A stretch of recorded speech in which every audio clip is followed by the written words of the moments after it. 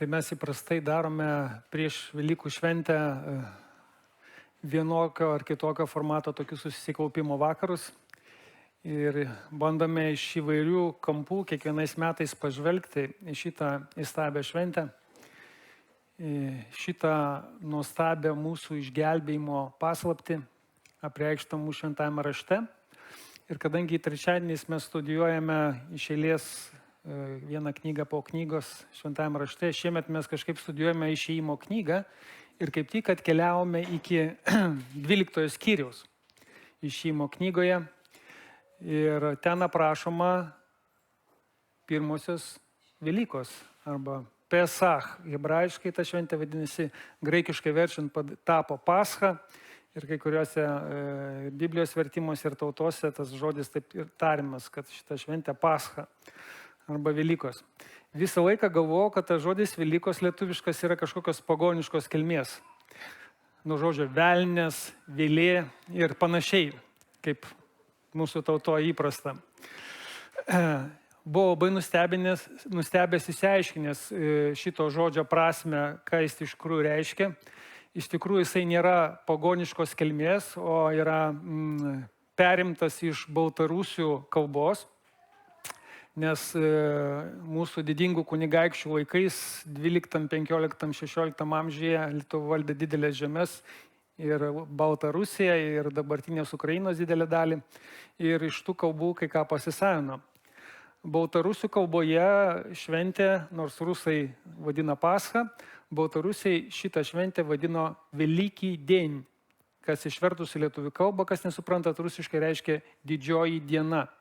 Ir trumpinant, iš Velykį dien gavosi Velyka vienaskaitoje ir paskui iki mūsų jau atėjo kaip žodis Velykos. Bet tai yra nuo žodžio Velyki, didingas, didelis iš rusų kalbos. Taip kad Latvija irgi adaptavo panašiai šitą pavadinimą ir latvių kalboje taip reiškia didžioji diena.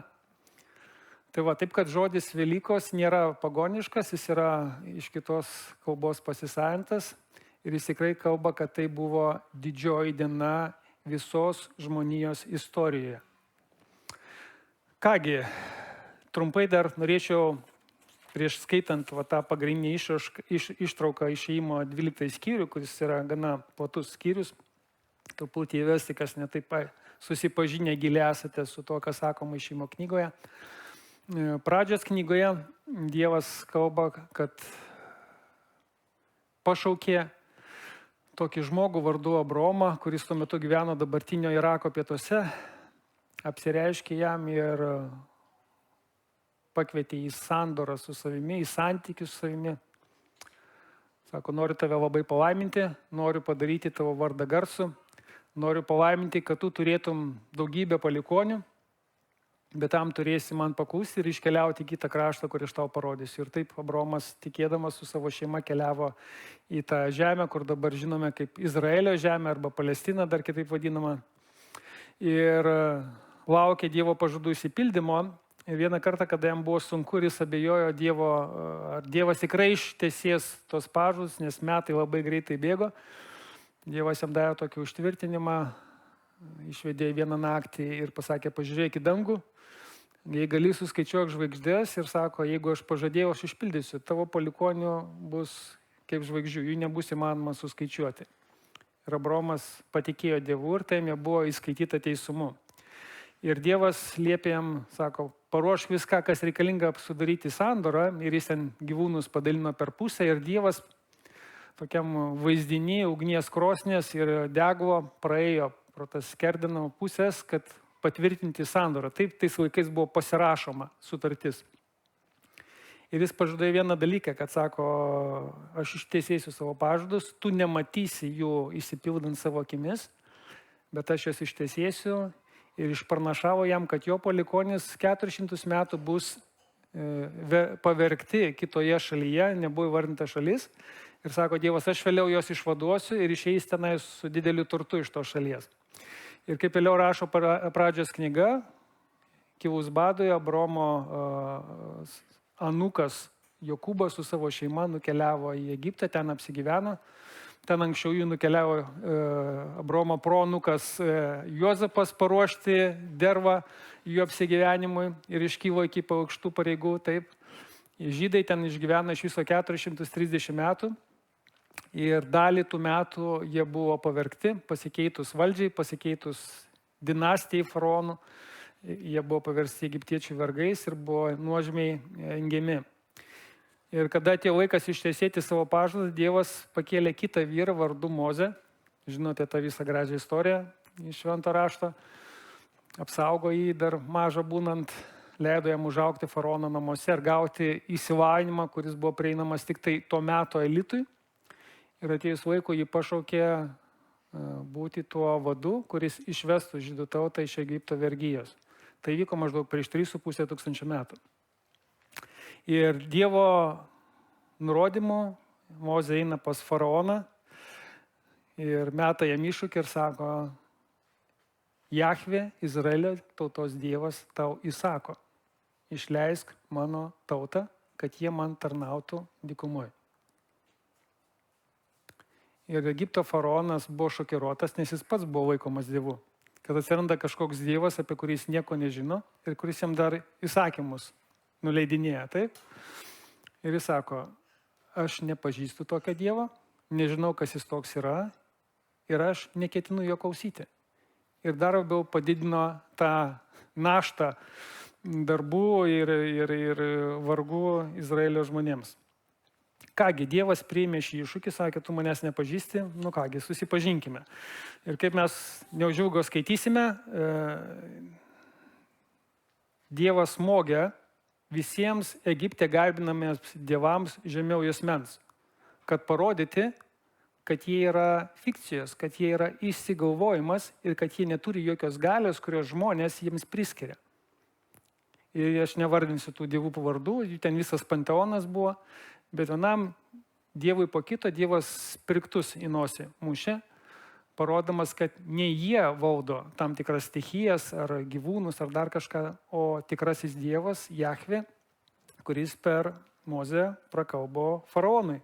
Taigi pavertė Nilo vandenis, tai labai didžiulė ir plati upė, krauju, kad faraonas, egiptiečiai ir žydai taip pat žinotų, kas jiems jų gyvuliams duoda vandens atsigerti, kas duoda vandens jų pasėliams drekinti, kad jų kultūros galėtų klestėti. Vėliau jisai užsiundė Egipto kraštą varlėmis, uodais, musėmis, keriais. Vėliau sukėlė gyvūnų marą, kad visi suprastų, kad ne tie išgalvoti dievai su gyvulių galvom valdo tos gyvūnus, o jisai valdo ir kada nori gali jos padauginti, kada nori gali joms atimti gyvybę. Jisai išmušė kruša visus egiptiečių pasėlius ir sodus, ir jau likusią augmeniją leido sunaikinti skeriams, kad parodyti jiems visiems, kas jiems siunčia maistą, kas jiems duoda viską, ką jie valgo ir kuo jie tikrai gyvenimui reikalingus dalykus darosi. Jis leido egiptiečius apnikti skaudžiomis, pūliuojančiomis votimis. Pandemija sukėlė. Kad jie suprastų, kad tie dievai, kurie buvo atsakingi už jų sveikatos saugumą, nieko negali jiems padėti. Ir leido 3 paras gyventi visiškai tamsoje. 3 paras nebuvo šviesos. Buvo visiška tamsa, įsivaizduojate?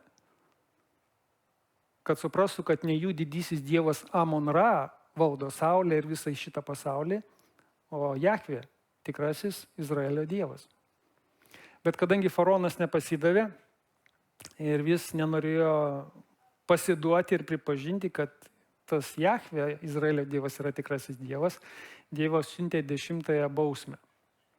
Tai vat, ir ta bausmė buvo tai, kad jis pasakė, kad visi pirmagimiai, berniukai kiekvienoje šeimoje ir gyvulių, kurie dar išliko pirmagimiai, mirs tam tikrą dieną. Ir štai ką skaitome pradžios 11 skyriuje. Viešpats tarė Mozei, dar vieną bausmę užleisiu faraonui ir Egiptui. Po to jis išleis jūs, netgi varyte išvarys. Tada Mozė kalbėjo faraonui, taip sako Viešpats, Jahvė. Apie vidurnaktį aš perėsiu Egiptą ir tada mirs visi pirmagimiai. pradedant faraono sėdinčio soste pirmagimiu ir baigiant pirmagimiu vergės esančios prie girnų ir visų gyvulių pirmagimiai. Visoje Egipto šalyje kilus verksmas, kokio nėra buvę ir kokio daugiau nebus. Bet prieš nei vieną izraelitą ar jo gyvulį nešuo nesuvos, kad žinotumėte, jog viešpas daro skirtumą tarp egiptiečių ir izraelitų. Tada tavo tarnai, faraonui Mozė sako, ateis ir nusilenkia prieš mane, sakys, išeik tu ir visi tavo žinia esantys žmonės, ir tada aš išeisiu. Ir Mozė išėjo iš faraono degdamas pikčiu. Taigi buvo pranešta, kad bus toks paskutinis smūgis. Ir kiekvienoje šeimoje mirs pirmagimis berniukas ir gyvuliai taip pat. Ir turime labai suprasti, kuo ypatingas tose senovinėse kultūrose prieš, tarkim, 3,5 tūkstančio metų ir dar dabar rytų kultūrose pirmagimis sūnus. Pirmagimis sūnus buvo visos šeimos didžiausia viltis. Jis buvo rinktinis šeimos atstovas. Ir žmonės mąstė šiek tiek kitaip negu mes dabar, kada kiekvienas už savo kaip individo teises kovojam ir galvom, kad mano gyvenimas yra mano gyvenimas ir mane nesaisto. Anksčiau žmonės taip negalvojo. Dar visai neseniai šeima ir jos gerovė buvo pagrindinis rodiklis. Ir jeigu atskiram šeimos nariui sekasi gerai, visa šeima palaiminta klesti ir turi gerą vardą. Jeigu vienas šeimos narys nupuola arba pasilgia gėdingai arba kažką netinkamai padaro, visa šeima kenčia ir visa šeima neša šitą paniką. Todėl, kada Adomas nusidėjo ir nupuolė, su juo nupuolė visi jo palikuonys. Kada toks Achanas, jos 10 skyriui irgi pasielgė netinkamai, mirtim buvo nubausta visa jo šeima. Taip, kad žmogus nebuvo atskirtas nuo savo šeimos. Jis buvo dalis savo šeimos, o pirmagimis tai buvo toks kaip rinktinis įgaliotas šeimos atstovaujantis asmuo. Ir nubausdamas visus Egipte gyvenančių žmonių pirmagimius mirtimi, Dievas norėjo pasakyti štai ką. Jūs visi esate verti mirties. Jūs visi prieš mane esate nusidėjėliai. Jūs visi esate prieš mane maište. Jūs garbinat netikrus dievus, kuriuos aš vaizdžiai parodžiau, kad jie yra niekas. Ir jūs toliau juos susispyrusiai garbinat. Egipto faraonas išgirdo Dievo žodį. Taip, ką Dievas jam liepia daryti? Dievas sako, išleisk mano tautą, man tarnauti. Izraelis yra mano pirmginis sūnus. Jeigu neišleisi mano pirmginio sūnaus man tarnauti, aš nužudysiu tavo pirmginį. Iš anksto įspėjo per Mozę. Bet faraonas sakė ne. Ir užkėtina savo širdį. Ir tada Dievas nusprendė būtent tokią bausmę skirti, kad visi suprastų, kad jie visi yra verti mirties. Kaip nubausti ir ką nubausti, Dievas nusprendžia pats, nes jis yra visako valdovas. Dangaus ir žemės ir viskas, kas yra žemė, yra jo valdžioje. Ir būtent nubausdamas tokia bausme Egiptą, jisai norėjo visiems aiškiai ir akivaizdžiai parodyti, kad jie visi nusidėjo prieš tikrai Dievą Jahvę ir visi yra verti mirties. Faraonas buvo laikomas dievu. Jo sūnus, kuris turėjo po jo tapti faraonu, irgi toks kaip pusiau dievas jau buvo, kol dar nebuvo pareigose. Ir Dievas norėjo parodyti, kad visi jūsų dievai yra niekas. Tai dabar paskaitysiu aš jums ištrauką iš 12 skyriaus, kur pagrindinė tema yra, ką Dievas pasiūlė Izraelio tautai, kaip sandoroje su jo buvusio Abraomo palikuonims, ant kurių ta sandora perėjo ir galiojo jiems, kaip apsisaugojimą nuo akivaizdžios mirties priemonė. Ir čia pirmą kartą matysime Dievą įsteigiant religinę šventę. Iki šitos ištraukos šventajame rašte, nors pasakojame, kaip įvairūs žmonės bendravo ir garbino Dievą, nėra nei vienos religinės šventės. Tai yra pati pirmoji religinė šventė užrašyta šventajame rašte, kurią įsteigė pats Dievas. Ir todėl Dievas duoda labai detalius nurodymus, kaip jinai turėjo būti švenčiama, kas kaip turėjo būti daroma. Bet turime dar suprasti vieną dalyką. Apaštalas Paulius laiške Kolosiečiam 2 skyriuje, kalbėdamas apie tai, kad žydai, kurie buvo žydai ir atsivertė ir tapo krikščionimis, vis dar norėjo švęsti tam tikras šventes.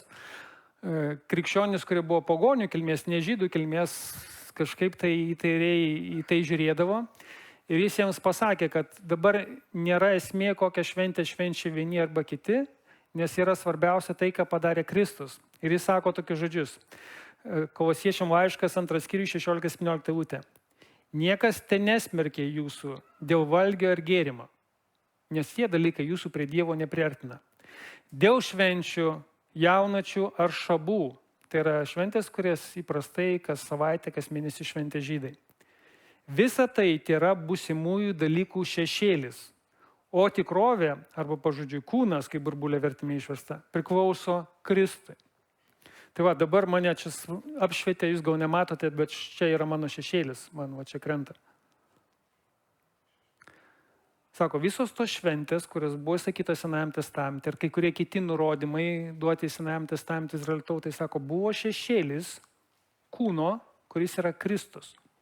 Reiškia, visos tos šventės vienokiais ar kitokiais būdais nurodydavo į viešpaties Jėzaus Kristaus asmenį arba jo atliktą ant kryžiaus darbą. Tai buvo fragmentai Evangelijos, kurią mes šiandien tikime. Ir tokiais vaizdiniais, kaip religinės šventės, apeigos, pastatai, kartais žmonės, Dievas vaizdavo ir atskleidė daugiau tiesos apie save ir apie savo sūnų viešpatį Jėzų Kristų, Izraelio Mesiją. Taip, kad sako, nesiginčykit dabar, kokią šventę kas švenčia, čia šešėliai. Jūs koncentruokitės į tą asmenį, kurio šešėliai yra tos šventės. Ir neišmanykite asmens į jo šešėlį, neapsigaukite. Taip, kad mes, kada skaitome Seną testamentą, jau žinodami apie Jėzų Kristų, turėdami Naują testamentą, žiūrėkime Naujojo testamento šviesoje į visus tos įvykius ir žiūrėkime, ką jie mums atskleidžia, ką jie mums pasakoja apie viešpatį Jėzų Kristų, apie jo asmenį ir jo atliktą darbą. Tai dabar toj šviesoje ir skaitysime šitą ištrauką. Išėjimo 12 skyrius nuo 1 iki 42 eilutės. Ne visą skyrių, bet didžiąją dalį aš jums perskaitysiu ir paskui pamatysime tos deimantus, perliukus, kurie yra šito ištraukoje apie viešpatį Jėzų Kristų. Ir jų yra labai daug. Viešpats kalbėjo Mozei ir Aronui Egipto šalyje. Šitas mėnuo te būna jums pirmas metų mėnuo. Pasakykite visiems izraelitams, kad šito mėnesio 10 dieną jie paimtų po avinėlį savo tėvų namams. Po vieną avinėlį kiekvienai šeimai. O jei šeima yra per maža avinėlį suvalgyti, te paima kartu su savo artimiausiu kaimynu, kad susidarytų tiek asmenų, kiek gali suvalgyti avinėlį. Maždaug tokio avinėlio suvalgymą reikėjo bent 10 suaugusių asmenų.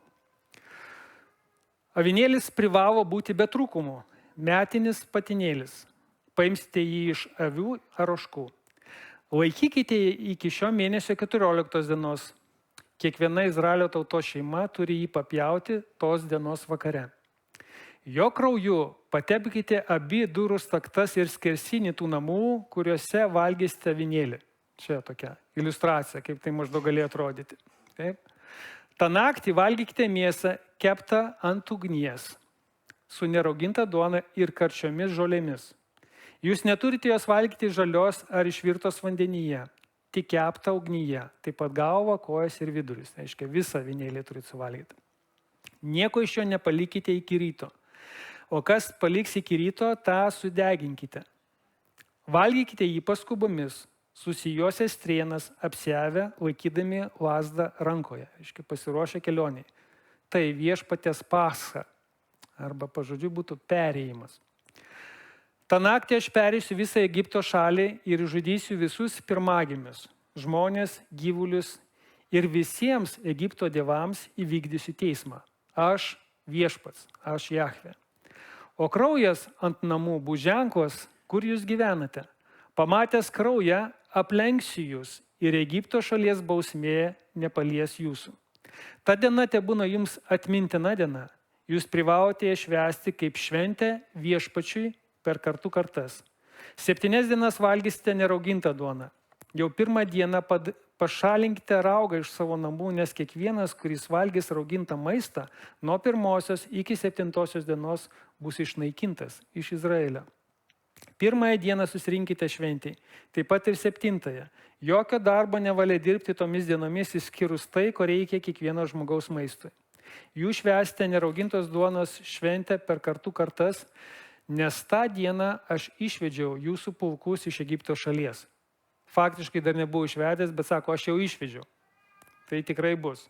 1 mėnesio 14 dienos vakare pradėsite valgyti neraugintą duoną ir valgysite iki 21 dienos vakaro. 7 dienas nebus raugo jūsų namuose, nes kiekvienas, kuris valgys ką nors rauginto, bus išnaikintas iš Izraelio. Ar jis būtų ateivis ar vietinis gyventojas.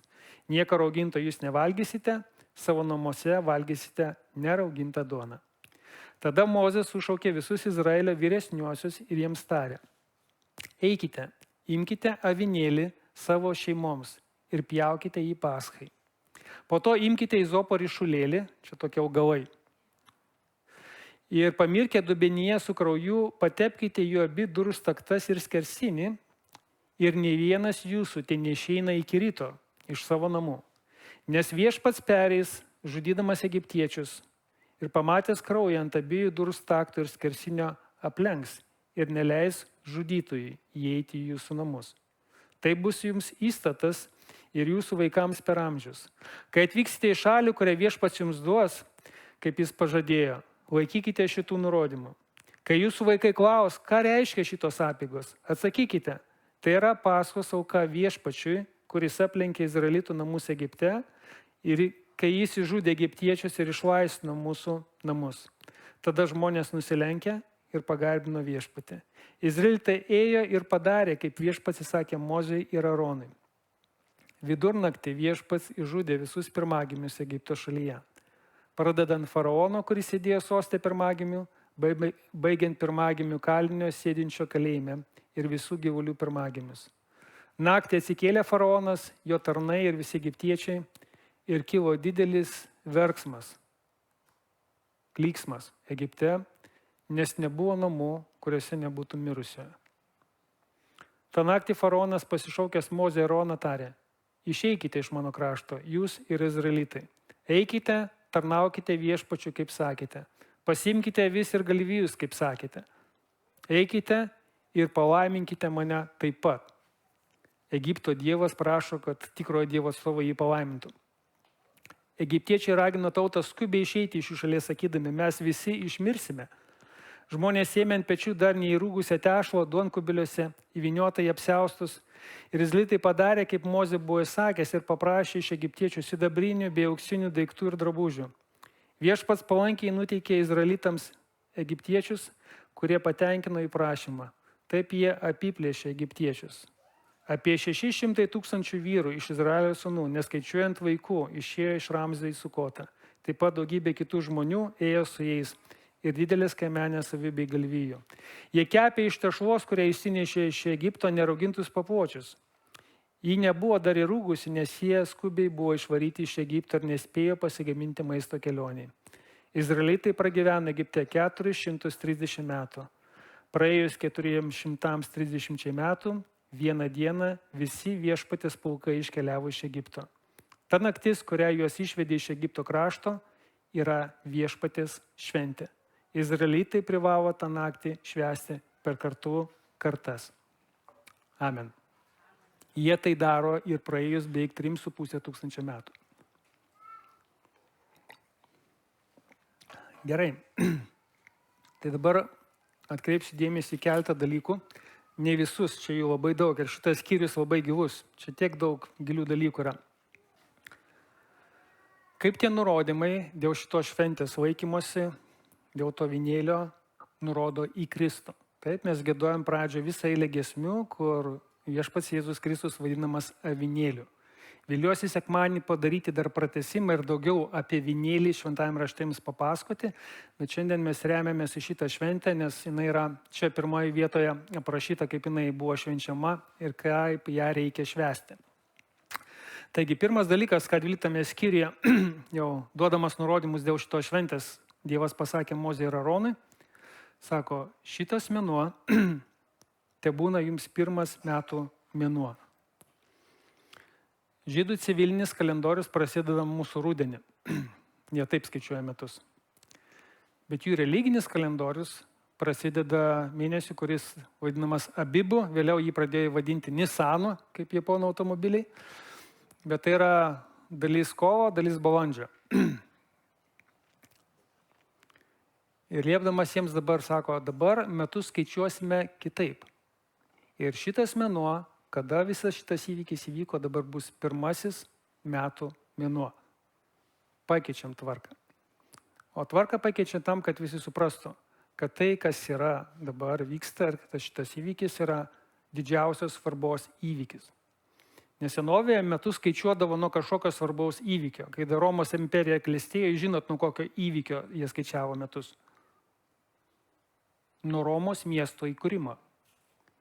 Ir vėliau, kai Roma žlugo, jie galvojo, kur kita atrama. Ir tada pradėjo skaičiuoti nuo viešpaties Jėzaus Kristaus gimimo, nuo svarbios datos. Ir žydams buvo pasakyta, dabar skaičiuosite metus kitaip. Nes tai, kas dabar vyksta ir šitas įvykis labai, labai svarbus.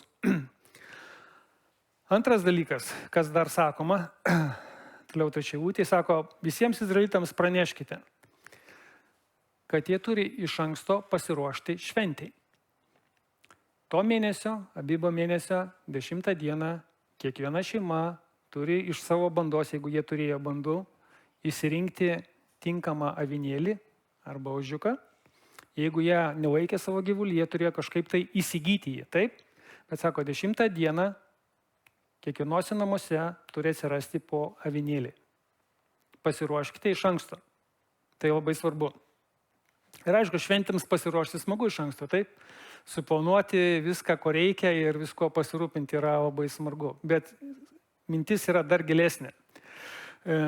Apaštalas Petras pirmame savo laiške, užsimindamas apie šitą įvykį, sako, prasmė šito nurodymo buvo daug gilesnė. Paklausykite, ką apaštalas Petras sako. 1 Petro, 1 skyrius nuo 18 eilutės.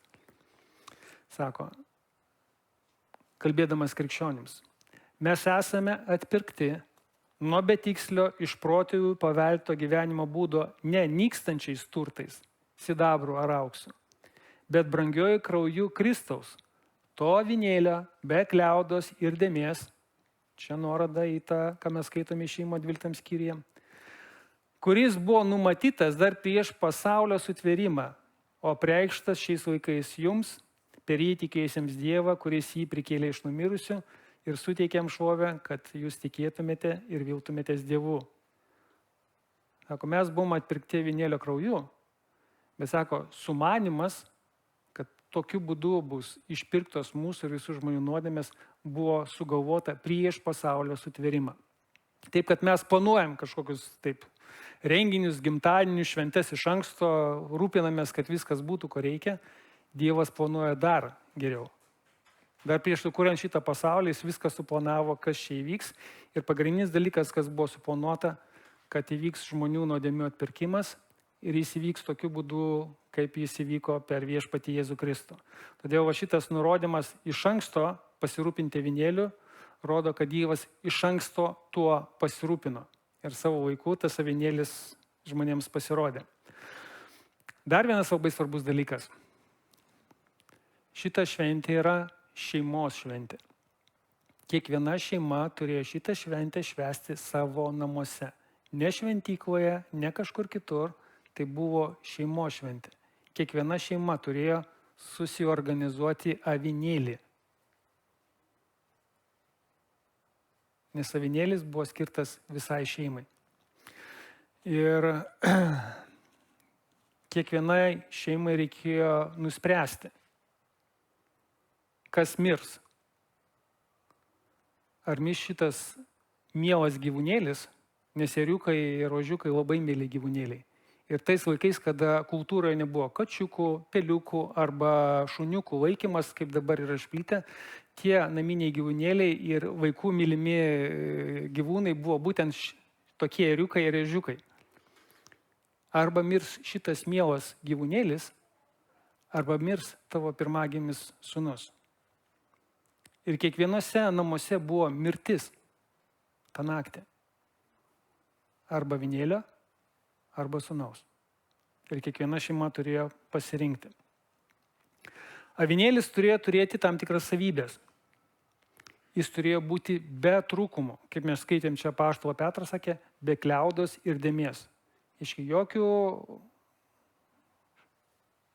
lygų kažkokių, jokių lošumų neturėjo būti. Jis turėjo būti tobulas, visiškai sveikas, be jokios dėmės. Tokį avinėlį, kurį galima aukoti Dievui. Tobulas avinėlis. Turėjo būti 1 metų, taip, iki 1 metų. Turėjo būti būtinai patinėlis, vyriškos lyties, taip. Avių arba ožkų, nes senovėje rytiečiai didelio skirtumo tarp avių ir ožkų nedarė. Dar vienas labai svarbus dalykas, man čia stulbinantis dalykas, bet jis praktiškai nematomas lietuvių kalboje. Pas mus parašyta, kad kiekviena šeima turi papjauti į tam tikrų metų, 14 dienos vakare. Lietuviški vertimai verčia vakare. Hebrajų kalba yra labai įdomus įsireiškimas. Pažodžiu išvertus lietuvių kalbas skamba tarp 2 vakarų. Ką tai iš tikrųjų reiškia, net žydai tarpusavyje ginčiasi ir nesutarė vieningai. Bet labai įdomus dalykas, pirmą kartą kažkaip tai pakapšiau giliau ir tą atradau ir labai nustebęs esu. Nes lietuvių kalbos tekste praktiškai tai neįmanoma. Pažiūrėjau tą įsireiškimą tarp 2 vakarų ir kabliukas yra tai, kad vėliau po išėjimo 29 skyriui, kada jau žydai stato pirmą šventyklą, tada tai palapinė buvo. Taip ir ten jau duodami tam tikri nurodymai, kokios aukos, kada ten turi būti aukojami. 29 skyriuje, 39 eilutė ir 41 eilutė 2 kartus pasakoma, kad kiekvieną dieną šventykloje turėjo būti aukojami 2 avinėliai. Vienas turėjo būti aukojamas ryte, kitas, būtent tas pats išreiškimas, tarp 2 vakarų. Ir bent iš to, kas parašyta vėliau Naujajame testamente, mes žinome, kad tas vakarinis aukojimas buvo kelintą valandą. Kada maldos valanda būdavo, ta auka vykdavo aukojama ir tuo metu vykdavo, kaip mes sakytume, maldos susitikimas tikinčiųjų šventykloje.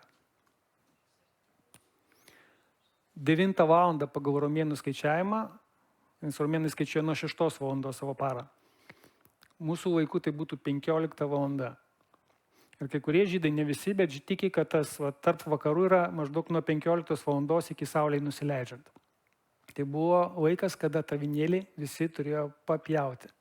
Ir dar nuostabiausias dalykas, kurį mes galime pamatyti Evangelijoje pagal Morkų, nes Morkus, kuris tuo metu buvo paauglys, matyt buvo liudininkas Jėzaus mirties ant kryžiaus. Morkus labai tiksliai surašė, kas kokią valandą įvyko. Ir Morkos 15 skyriuje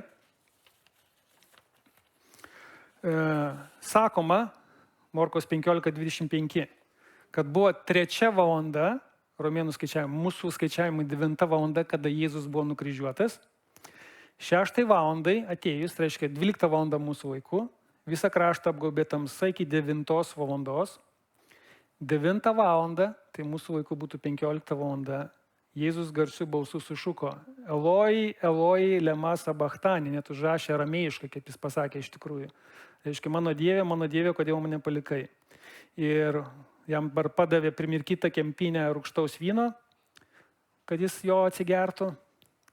Ir garsiai sušukęs Jėzus atidavė dvasią ir šventyklos uždanga perplyšo pusiau iš viršaus iki apačios. Jėzus numirė maždaug tokiu laiku, kaip šitoj išėjimo knygai 12 skyriuje, nurodant apie Paskos šventimą, turėjo būti paskerdžiamas avinėlis.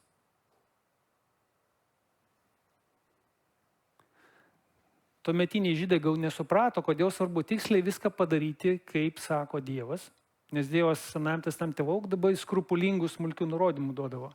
Ir jis tikėjosi ir reikalavo, kad viskas būtų daroma tiksliai taip, kaip jis sakė. Nes tai turėjo gilę prasme, kurį atsiskleidžia šiek tiek vėliau.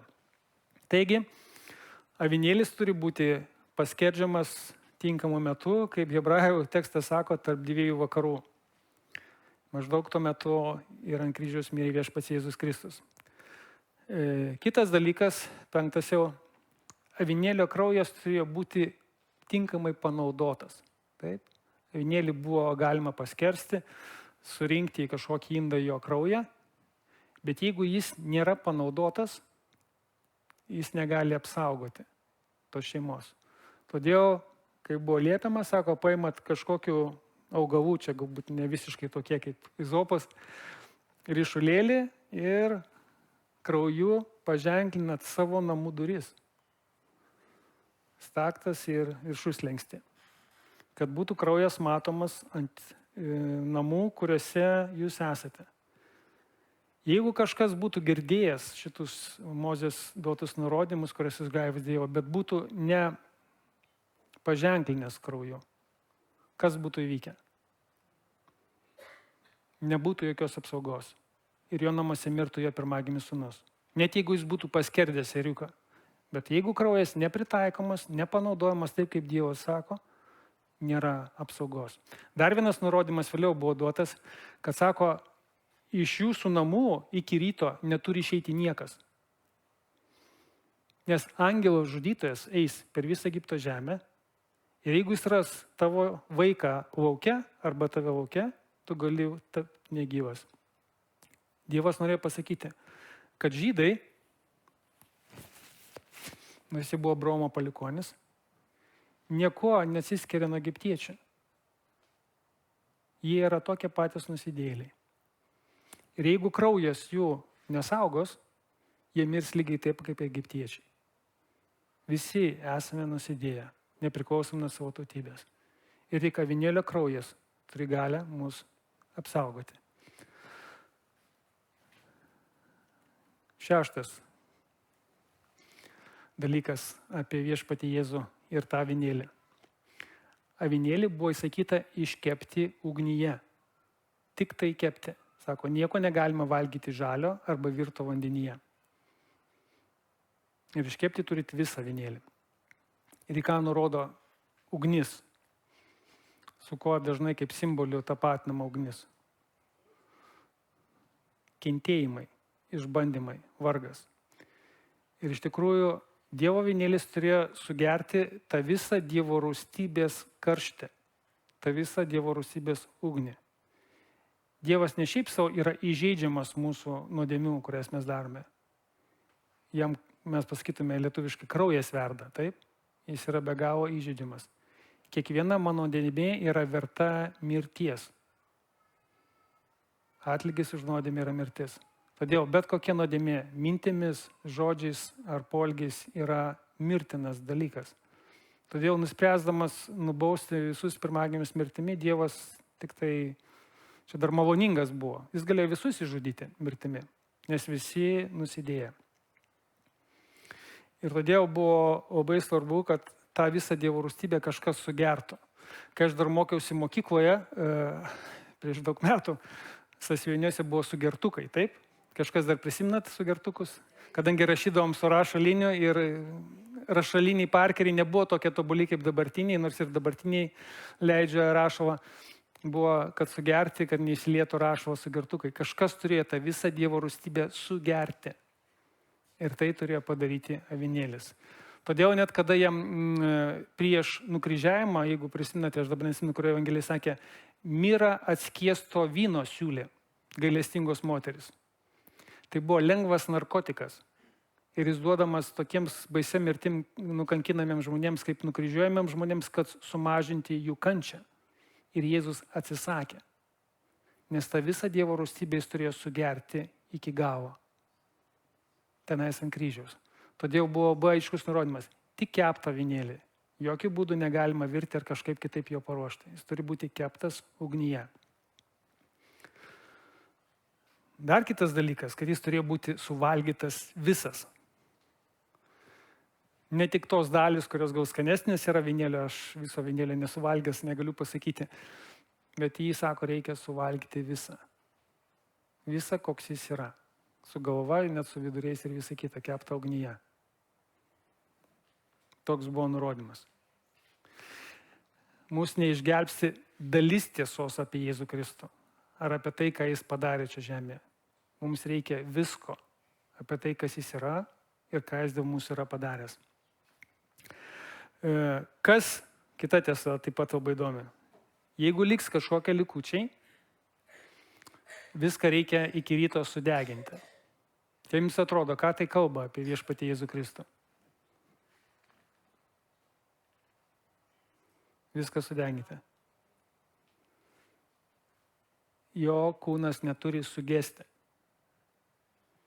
Taip, ir mes žinome, 16 psalmė yra pranašystė, jau Dovydo vėliau pasakyta, sako, jo kūnas nematys sugedimo. Ir sako, jeigu nebus suvalgyta, visus likučius viską reikia sudeginti ugnyje.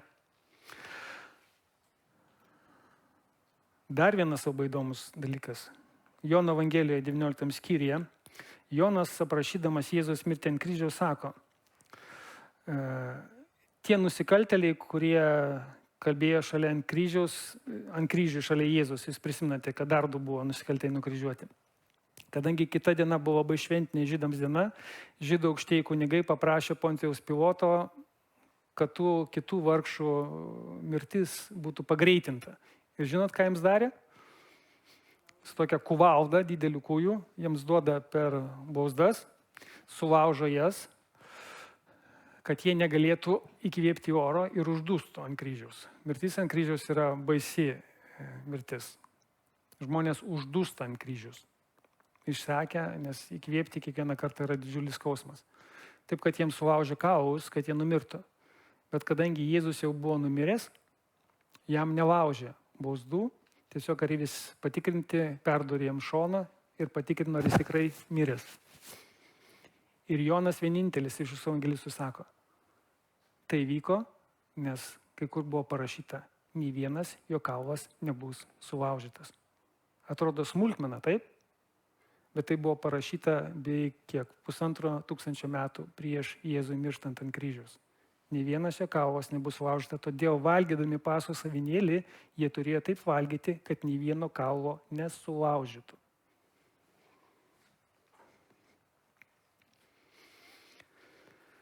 Avinėlį reikia valgyti paskubomis, apsirengus ir susiruošus į kelionę, į žygį. Aiškiai, ne taip, kaip mes namo grįžtam, nusirengiam, persirengiam, apsirengiam patogius darbužius ir tada einam gamintis valgyti ir valgyti. Darom taip ir valgome. Sako, apsirengiam kaip kelionė, užsidedam batus, susirašam juostą, lazdą laikom rankoje ir su kita ranka valgome. Nes mūsų laukia kelionė.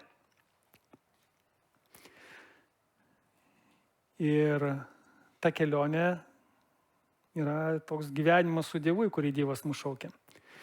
Ir žydai turėjo ne tik išeiti iš Egipto, jie turėjo nukeliauti dar į pažadėtąją žemę. Ir mūsų Dievas nekviečia į pažadėtą žemę, pažadėta Izraelio tautai, kas mums yra pažadėta, esantiems naujoje sandoroje. Tos buveinės, kurias Jėzus dabar mums ruošia ir iki kurių mums dar reikia nukeliauti. Todėl pakvietimas į santykį su Dievu yra pakvietimas į kelionę. Ir žydai turėjo būti pasiruošę tai kelionį, valgydami tą avinėlį.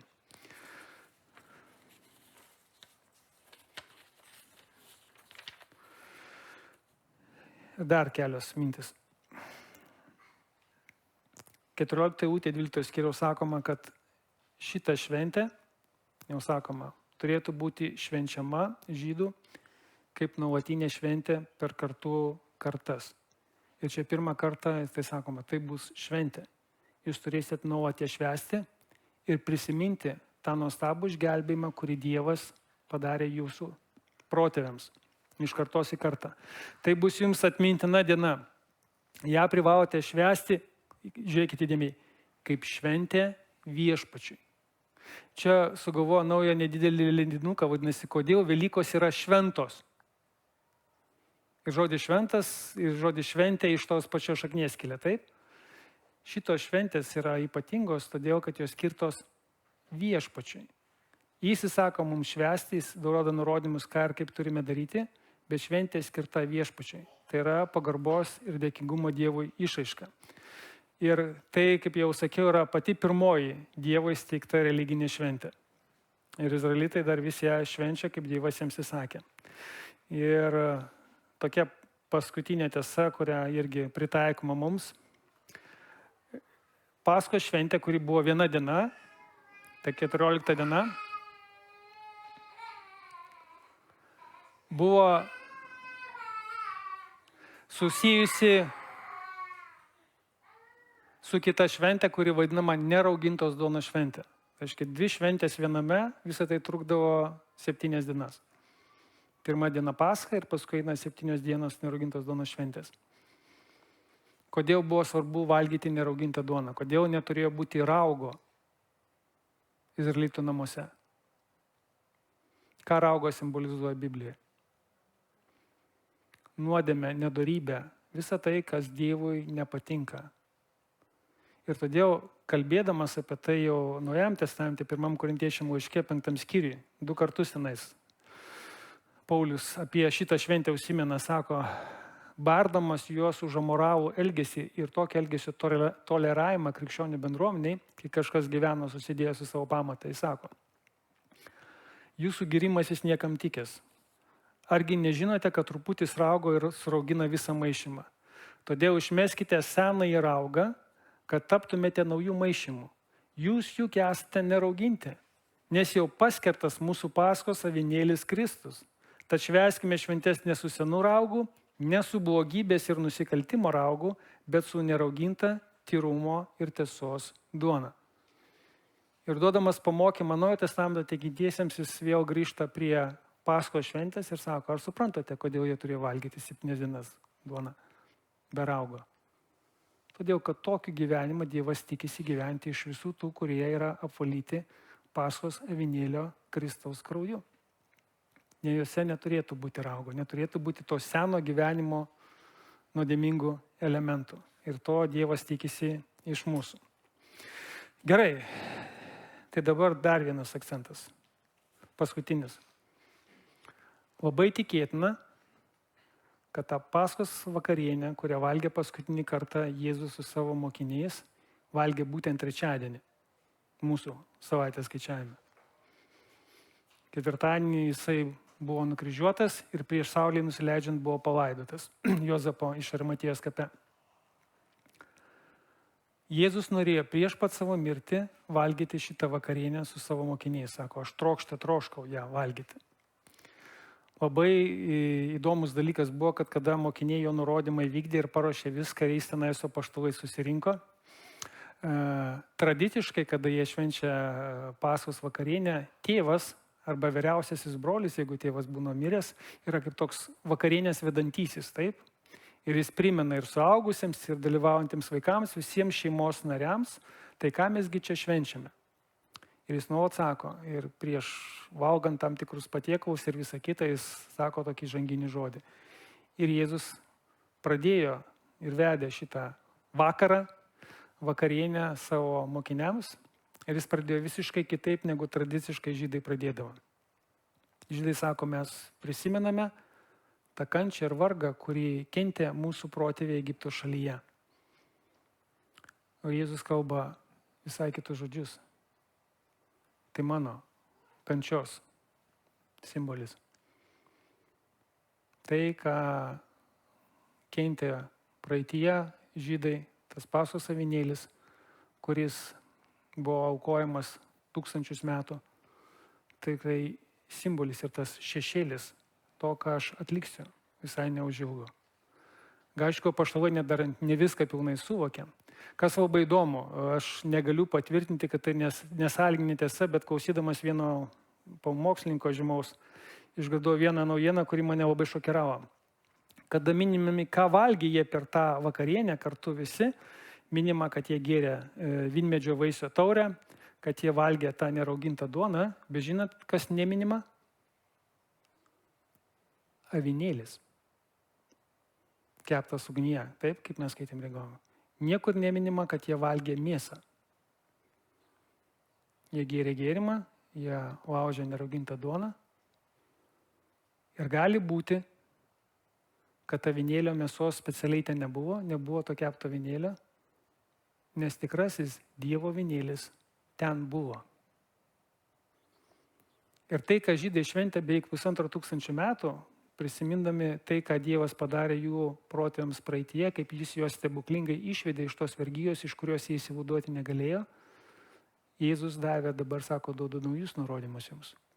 Kad jūs kaip žydai kasmet prisimindavo šitą išėjimą iš vergijos, jūs prisimintumėte ką aš dabar darysiu. Laužė duoną, sako, tai mano kūnas, kuris už jūs atiduodamas, kuris bus išniekintas. Čia gėrimas, tai yra naujosios sandoros kraujas. Sudarius pirmą sandorą, Mozė apšvakstė gyvulių kraujų savo visą tautą ir visus įrankius, šventyklos įrangą. Čia tai yra mano kraujo atminimas, kuris bus išlietas jūsų nuodėmėms atleisti. Tikrasis avinėlis buvo toje šventėje. Ir mes turime nurodymą Naujajam testamente, kurį Jėzus davė apaštalams, jie perdavė mums, kad ir mes darytume ir prisimintume tokiu būdu tai, ką Jėzus, tikrasis Dievo avinėlis, už kiekvieną iš mūsų padarė. Jis mus taip mylėjo, kad prisėmė mūsų nuodėmių kaltę, mūsų nuodėmių naštą, mūsų visą nešvarą savo, iškentė Dievo rūstybę tenais, kabodamas ant kryžiaus, praliejo savo kraują,